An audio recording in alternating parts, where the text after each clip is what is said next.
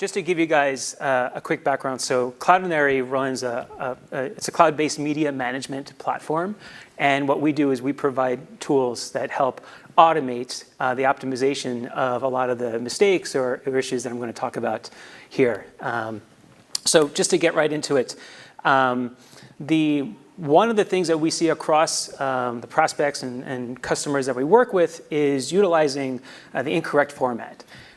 So when it comes to images encoded on the internet, the most popular encoding formats are JPEG and PNG. PNG is actually the most used encoded image format right now. Just recently overtook JPEG. And it's about 70+% of all websites are using those two formats. And they're not actually the best formats to necessarily be using from a size standpoint. So here's a quick example of a JPEG image.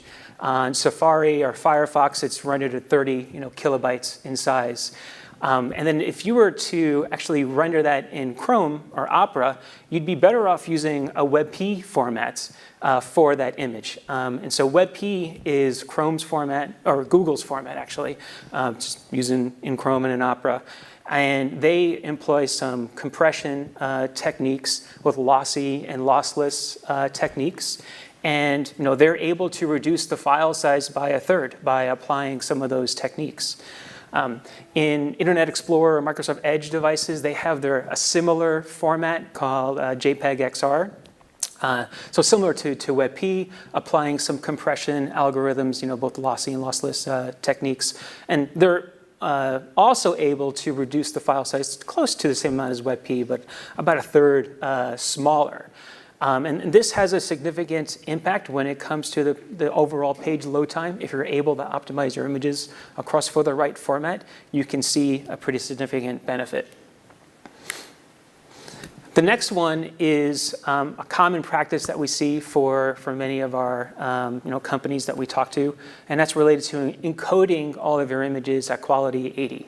And so some of you, if you're not familiar, there's some images and formats out there, you're able to apply a lossy setting to it to compress the image down. And the idea is maybe you lose some quality aspects, but from a visual representation standpoint to the end user, they really won't be able to see a difference.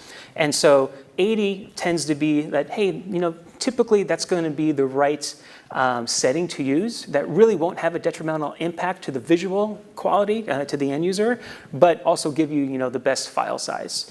And that's not always the best case. So one example where it may not be the best case is for an image which has objects in motion, or maybe it's a photo where the shutter was open for a long period of time and it's capturing lights of moving objects.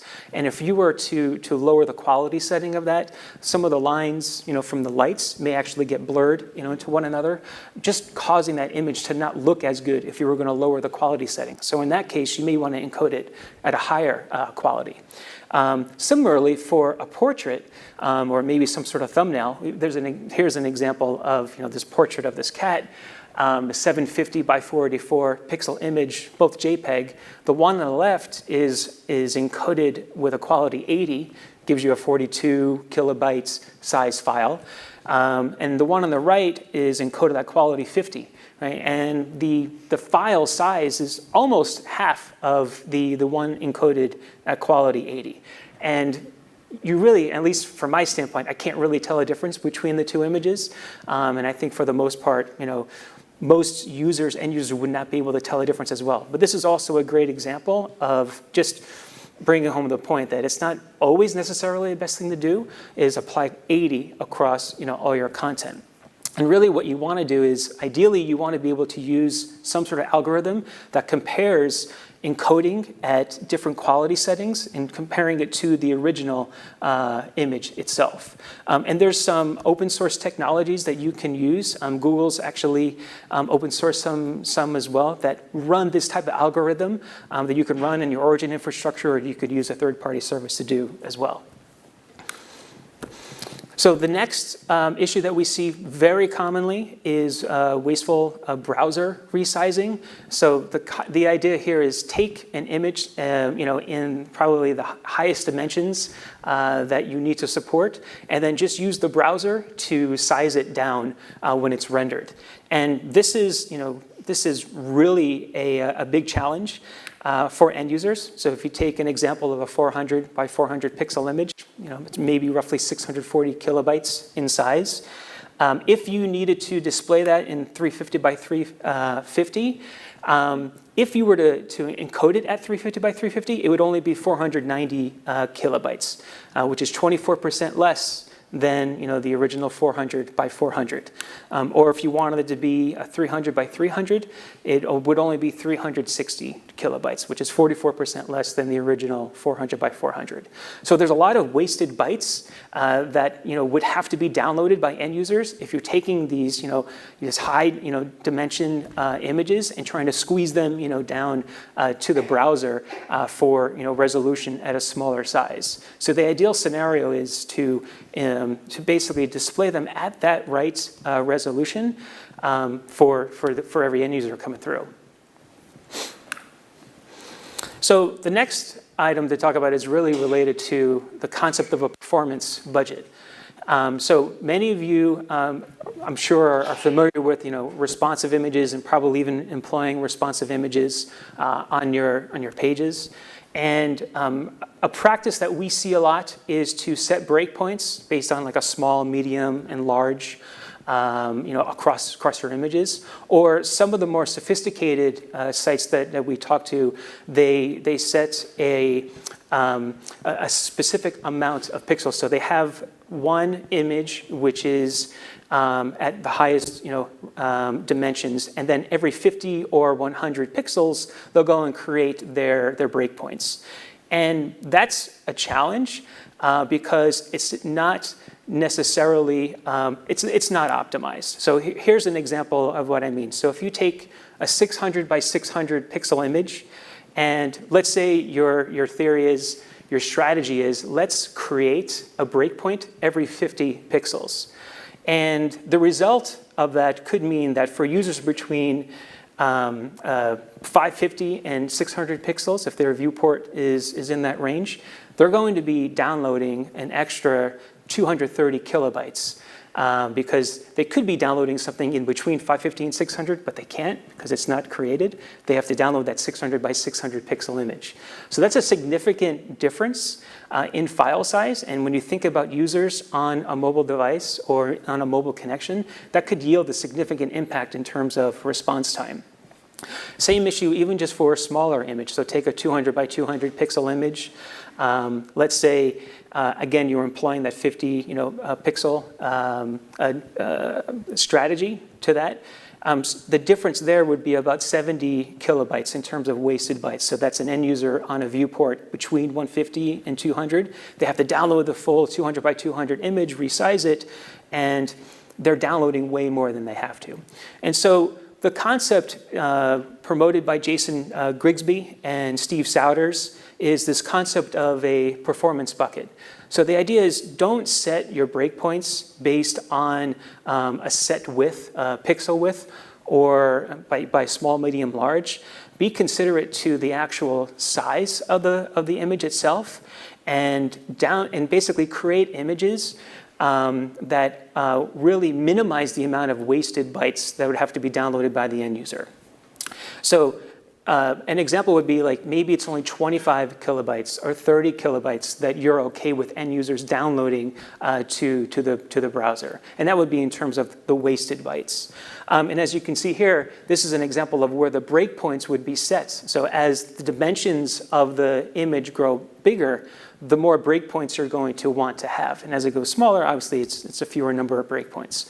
But there are tools out there that can help you determine where the breakpoint should be based on file size like this. And I'll go through one of them later on in the presentation.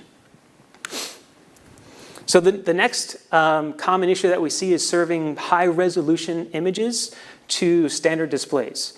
So a lot of companies want to be able to provide rich media for Retina screen Retina displays, and those have a device pixel ratio of 2.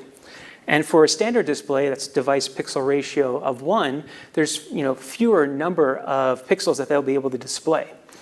And that's a significant difference, as you can see here in this example. So for a user on a standard display, device pixel ratio of 1, that's the image on the left, you see a big difference in the quality between the two images.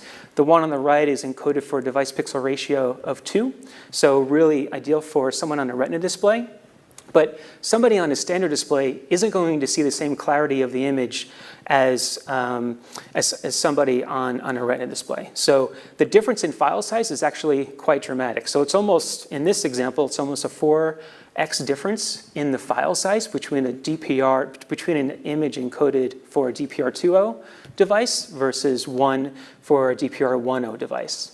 So what you really want to do is you want to be able to detect the display that's being rendered to, and then serve up the right image based on that display. So ideally, you're not serving a DPR2.0 image to a DPR1.0 device. That's the main takeaway.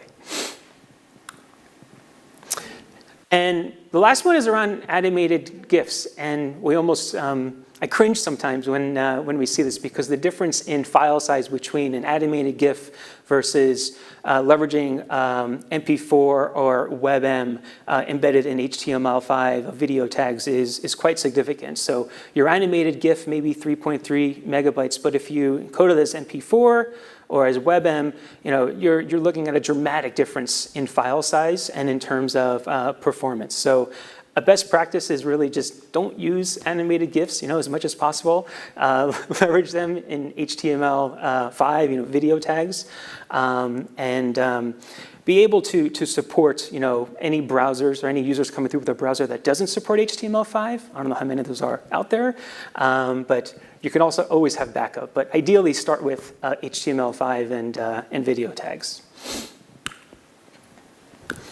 So, and in terms of some helpful tools, I'll call it Web Page Test. So this is a tool used by many of you already.